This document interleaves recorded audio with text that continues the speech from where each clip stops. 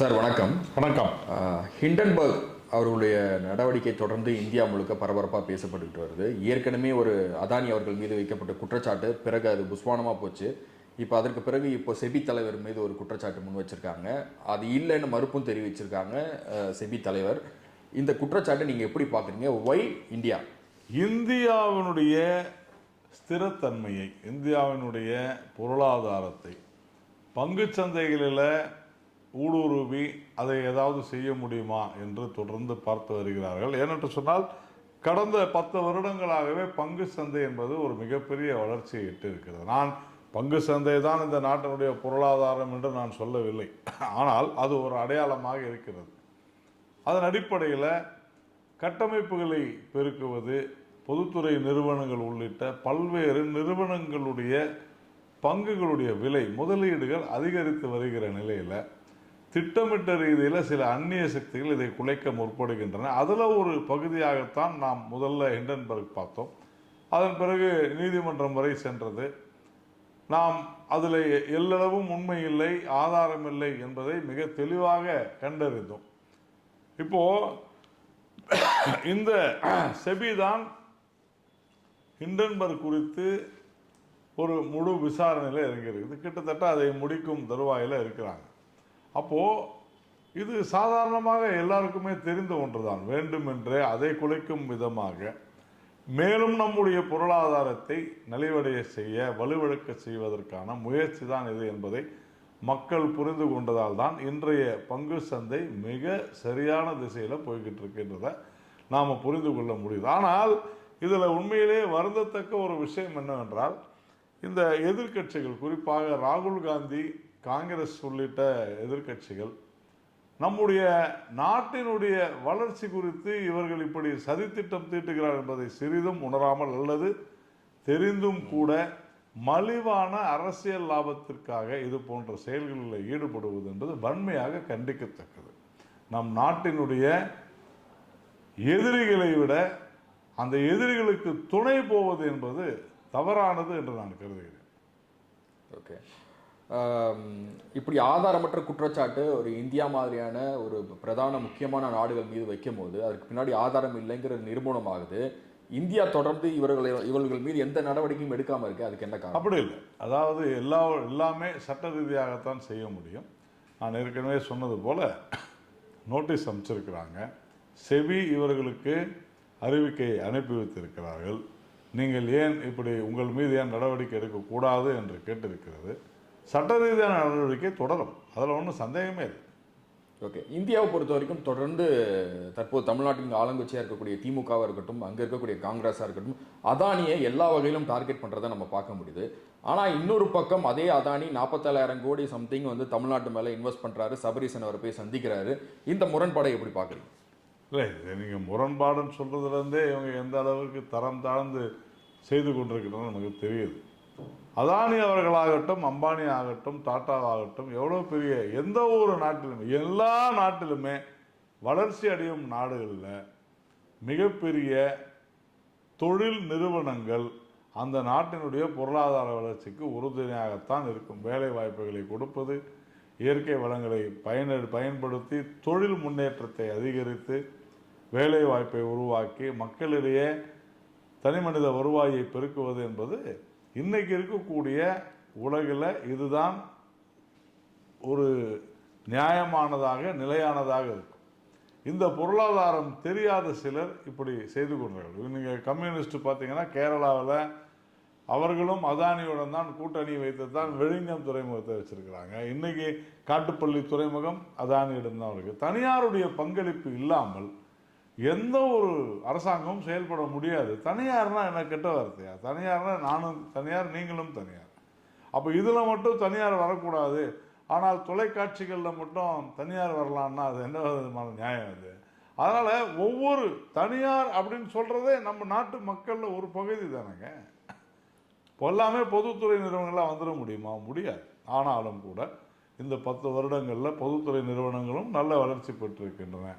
Start ups பார்த்தீங்கன்னா உலகிலேயே மிக வேகமாக முன்னேறி கொண்டிருக்கிற ஸ்டார்ட் அப்ஸ் இங்கே இந்தியாவில் தான் இருக்குது. அப்போது அதானி, அம்பானி, டாடா போன்றவர்கள் எல்லாருமே, மகேந்திரா போன்றவர்கள் எல்லாருமே இந்த நாட்டினுடைய தொழில் வளர்ச்சிக்கு பெரிதும் உதவுகிறார்கள் என்பதை நாம் புரிந்து கொள்ள வேண்டும். அரசாங்கமும் உதவி செய்யும். அரசாங்கமும் இப்போ அதானி இங்கே ஒரு தொழிற்சாலை துவக்கிறாருன்னா நிலம் கொடுப்பாங்க. ஏன் இங்கே கமுதியில் பவர் இல்லையா? அதானிக்கு இவ்வளோ பெரிய பவர் இல்லையா? இங்கே ரிலையன்ஸுடைய நிறுவனங்களே இங்கே இல்லையா? அப்போது இது முழுக்க முழுக்க ஒரு மலிவான, கீழ்த்தரமான, ஒரு தரக்குறைவான அரசியலை காங்கிரஸ், திமுக போன்றவர்கள் முன்னெடுக்கிறார்கள். மறைமுகமாக போய் அதானி வந்தால் போய் சந்திக்கிறாங்க, அம்பானியை போய் சந்திக்கிறாங்க. அம்பானி வீட்டு கல்யாணத்துக்கு இவங்க இங்கேருந்து உதயநிதி போகிறாங்க. அப்புறமா இதையெல்லாம் செய்வாங்க. ஆனால் அதானி அம்பானின்னு குரல் கொடுக்கின்றதுல அர்த்தமே இல்லை. நீங்கள் நியாயமாக பார்த்தால் பல கோடிக்கணக்கான தொழில் வாய்ப்புகளை அளிப்பதனாலும் கட்டமைப்புகளை முன்னேற்றுவதனாலும் உண்மையிலேயே அதானி, அம்பானி போன்றவர்களுக்கு ஒத்துழைப்பு கொடுக்க வேண்டும். வெளிநாட்டு நிறுவனங்கள் அவர்களை வலுவிழக்க செய்யும் போது நாம் அவர்களுக்கு பக்கபலமாக இருக்க வேண்டும் என்பதுதான் உண்மை. இல்லை, காங்கிரஸ் கட்சி தலைவர் ராகுல் காந்தி பாராளுமன்றத்தில் A1 A2ன்னு சொல்லியிருந்தார் இல்லையா? அவரை ஞாபகப்படுத்திட்டு சொல்கிறாரு. நேஷனல் ஹெரால்டில் ராகுல் காந்தி, சோனியா காந்தி தான் A1 A2. அதனால் இவங்களை போய் A1 A2ன்னு என்ன அர்த்தம்? அவங்க தான் A1 A2. அக்யூஸ்டு ராகுல் காந்தியும் அக்யூஸ்டு சோனியா காந்தியும் தான். இல்லைன்னு மறக்க முடியுமா? இல்லை, ஒரு சாமானியனுடைய கேள்வி என்ன இருக்குன்னா, அதானி அப்படி தவறான வழியில் பணம் சம்பாதித்திருந்தால், அவர் மேலே ஒரு குற்ற வழக்கு இருந்திருந்தால், அப்படிப்பட்டவர் தமிழ்நாட்டில் எப்படி இவ்வளோ ரூபாய் இன்வெஸ்ட் பண்ண முடியும்? அவரை ஏன் இந்த அரசு ஏற்றுக்குதுன்னு ஒரு கேள்வி இருக்குல்ல? இல்லை, அதுதான் இவங்களுக்கு தேவைன்னா இவங்க எதை வேணாலும் செய்வாங்க அப்படிங்கிறது தான் உண்மை. நான் தான் சொன்னேன், அதானியினுடைய மிகப்பெரிய துறைமுகம் காட்டுப்பள்ளியில் அவங்களுக்கு தாங்க. இப்போ அது அரசாங்கம் அதை மூடன்னு சொல்லிட முடியுமா? சொல்லிட்டா அவுட்டு. தமிழ்நாட்டினுடைய ஒரு மிகப்பெரிய தொழில் முன்னேற்றமானது தடைப்படும். அதே மாதிரி கமுதியில் இருக்கக்கூடிய பவர், சோலார் பவர், இதெல்லாம் தமிழ்நாட்டுக்கு எவ்வளவு எலக்ட்ரிசிட்டி கொடுக்குது? எவ்வளவு பவர் ப்ராஜெக்ட்ஸ் இன்றைக்கி ஹைட்ரோ ப்ராஜெக்ட்ஸ், நீர் மூலம் மின்சாரம் அதானிக்கு தான் கொடுக்குறாங்க.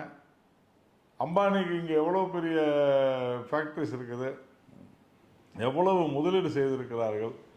இது எல்லாம் திமுகவோ அண்ணா திமுக யாரும் வந்தாலும் மாற்ற முடியாது. அதாவது ஊடகங்களுக்கு மத்தியில் எதிர்ப்பது போல எதிர்த்து விட்டு பின்னால் தொழில் நடந்து கொண்டு தான் இருக்கு. இவங்க போயிட்டு நியூஸ் 18 போய் உட்காந்து பேசிட்டு அங்கேயே போய் அம்பானி நாங்கள் எதிர்க்கிறோம்னு சொன்னால் இது என்ன நியாயம்? அதுவும் ரிலையன்ஸ் தான்.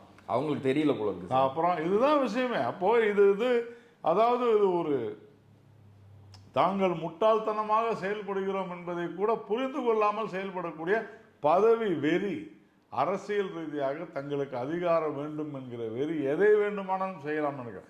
மீண்டும் சொல்கிறேன், தனியார் பங்களிப்பு இல்லாமல் ஒரு நாடு முன்னேறாது. தனியார் என்று சொன்னாலே அது ஏதோ சாக்கடிச்ச மாதிரி இருக்கிறாங்க. தனியார்னா யாருங்க? அரசாங்கம் என்பதே மக்களுடையது தான். அந்த மக்கள் தான் தனியார். அப்போ தனியாருடைய ஒத்துழைப்பு இல்லாமல் எந்த ஒரு நாடும் முன்னேறுவதற்கான வாய்ப்பே கிடையாது. ஓகே, தற்போது தமிழ்நாட்டினுடைய சூழல் எல்லாருக்கும் தெரியும். தினம் ஒரு படுகொலை, இன்று காலைக்குள்ள ஒரு படுகொலை நடந்திருக்கு. ஒரே நாளில் 6 கொலை நடக்குது. சட்டம் ஒழுங்கு சீர்கேடுனாலும் ஆளுங்கட்சியாக இருக்கக்கூடிய திமுக அதை ஏற்றுக்கொள்ள மறுக்கிறது. இந்த மாதிரி சூழ்நிலையில் இந்த கார் பந்தயம் அவசியமா சார்? இல்லை, நாம் எந்த ஒரு விளையாட்டுக்கும் எதிராக நாம் இல்லை. ஆனால் நம்முடைய கன்சர்ன்ஸ், நம்முடைய அந்த வருத்தங்கள் என்ன என்று சொன்னால், இந்த கார் பந்தயமானது சென்னையில் நீங்கள் கொண்டு வந்து வைக்கிறதுல என்ன பயன்? குறிப்பாக வட சென்னை, தென் சென்னையினுடைய டோட்டல் வட சென்னையை முழுக்கவே வட சென்னை கட்டாயம் துண்டித்து விடும். ஏனென்றால் 2 ரயில்வே நிலையங்கள், ஏர்போர்ட், 2-3 முக்கியமான மருத்துவமனைகள், இப்படி வட சென்னை, அதுவும் குறிப்பாக ரொம்ப பின்தங்கிய மக்கள் இருக்கக்கூடிய பகுதி, அந்த பகுதி முழுக்க துண்டிக்கப்பட்டு விட்டது என்று சொன்னால் 10 நாள் துண்டிக்கும். இவங்க 2 நாள் தான் சொல்லுவாங்க, அதுவும் மாலை வேலை தான் சொல்லுவாங்க. ஆனால் அதற்குண்டான தயாரிப்புகள், அதற்குண்டான கட்டமைப்புகளை அவங்க ஏற்படுத்துவதெல்லாம் ரொம்ப லேட்டாகும், நாளாகும். அப்போ அதுக்கு ப்ராக்டிஸ் பண்ணுவாங்க. இது எல்லாமே கிட்டத்தட்ட 10 நாள் வட சென்னை துண்டிக்கப்பட்டு விடும். செஸ் ஒலிம்பியாடை நீங்கள் ஒரு இண்டோர் கேமை கொண்டு போய் ஈசிஆரில் வைக்கிறீங்க, ஆனால் ஒரு அவுட்டோர் கேமை நீங்கள் வந்து சென்னைக்கு வெளியே வைக்காத சென்னைக்குள்ளே வைப்பது என்பது உண்மையிலேயே ஒரு தவறான விஷயம். இது யாரோ ஒரு சில தனி நபர்களுடைய விருப்பத்தின் அடிப்படையில் நடப்பது மாதிரி தான் தெரிகிறது. இல்லை, சென்னை சிட்டி டிராஃபிக்கில் பிரச்சனை இருக்குங்கிறத சிட்டி கமிஷனர் அருண் அவர்கள் பதவியேற்ற நாள் அன்னைக்கே சொல்கிறாரு. அப்படி இருக்கும்போது இது இந்த F4 கார் பந்தயம் இப்போ அவசியமா சென்னைக்குன்றதான் எல்லாருடைய கேள்வியாக இருக்குது. கார் பந்தயம் அவசியமா என்றால் அவசியம். சென்னையில் இந்த இடத்துல அவசியம் இல்லைன்றது தான் நம்முடைய கருத்து. ஓகே, இப்போ உதயநிதியின் தலைமையில் தான் இது நடக்குது. விளையாட்டுத்துறை அமைச்சராக இருக்காரு. இது ஒரு பக்கம் இருக்க, அந்த கட்சியை சேர்ந்தவர்கள் அவர் துணை முதல்வராக வரணும்னு சொல்றதுல ஒன்றும் பெரிய விஷயம் பேசு பொருளாக வேண்டிய அவசியம் கிடையாது. ஆனால் காங்கிரஸ் கட்சியினுடைய தலைவராக இருக்கக்கூடிய செல்வ பெருந்தகை அவர் தான் வரணும், அவருக்கு தான் அந்த தகுதி இருக்குன்னு சொல்லும் போது இதை நீங்க எப்படி பாக்குறீங்க? இல்லைங்க, எல்லாரும் ஜாலரா அடிக்கும் போது தன் ஜாலரா பெருசா அடிக்கணும்னு நினைப்பாரு.